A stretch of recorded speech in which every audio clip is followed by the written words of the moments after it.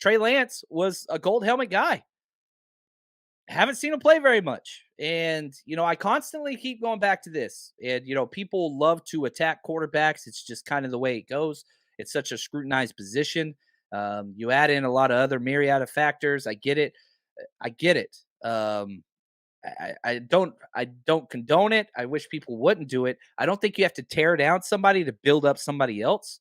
I might be guilty of this at times, but I don't think that's the way to go. I really, really don't. Like, what Brock Purdy's not better if you hate Trey Lance, right? Trey Lance isn't better if you hate Jimmy Garoppolo. That doesn't make sense to me.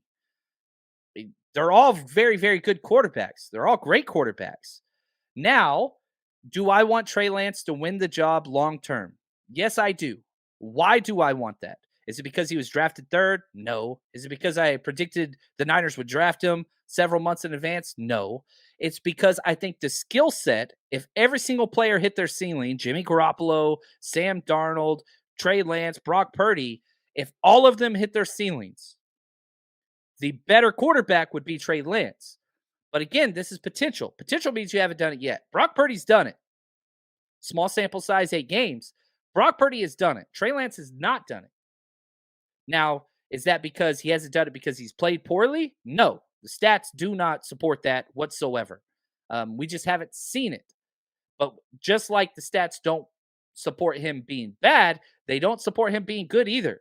He's been a average quarterback at best that's young, played through injuries on 2.5 of his starts. The only starts that he was healthy for was the Chicago game, which was a monsoon, and the Houston Texans game, which was like one of the second half was nuts awesome. First half was bad.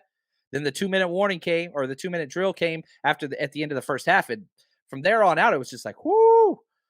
So the reason why I want Trey Lance to win is just win this quote unquote competition, even if it is one, is just because I think his ceiling, because of the arm strength, the body size, the mobility, all three of those things could bring the Shanahan offense, the 49ers offense, to something we haven't seen. Having said that, I freaking love Brock Purdy.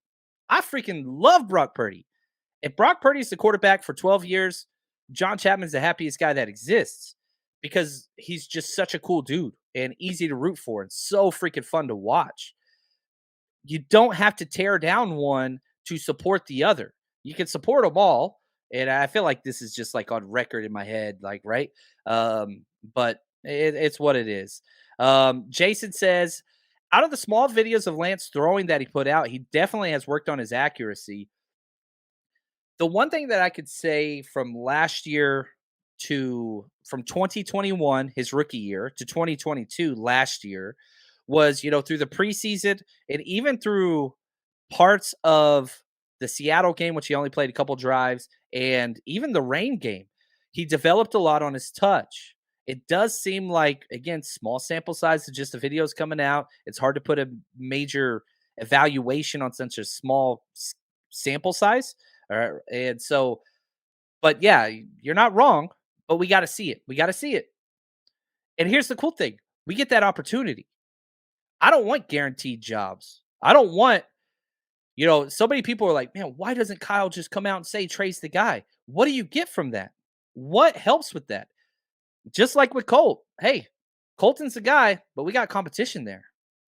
And so, again, all of this is on the idea. I do not want to rush Brock Purdy back. I do not want to rush him back. That doesn't help Brock Purdy. I don't think that helps the 49ers. I don't think it helps Trey Lance. I don't think it helps the locker room. I don't think it helps the future trade capital. If you're going to trade somebody, I cannot find a benefactor to rushing Brock Purdy back early.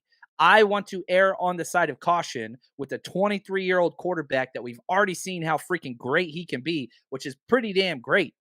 So, like, for me, I operate under the pretext that it's best for everybody to see what Trey can do in regular season games early before you rush Brock Purdy back. Does that make sense? Rush, 49ers rush. See that? That's branding right there. I just placed that in there. Boom. There we go. Anyway, let's get back to our gold helmet guys. So Lance, we're going to get to see this year. Talanoa Hufanga. They got 2 gold helmet guys that year. Trey Lance, Talanoa Hufanga. what needs to be said? First year starter, all pro freaking safety. Whenever he got drafted, his very first rookie press conference, he gets up there and says, "My goal is to be a Pro Bowler special teamer." Well, that didn't happen, buddy. Sorry. Instead, all Pro Bowler safety. Whoo, man, that is just crazy. And what's even better than that, when Steve Wilks was hired, I said this before they hired him, that if they hire Steve Wilks, the player that will benefit the most, Talanoa Hufanga. Can you imagine if his play increases, if he gets more consistent?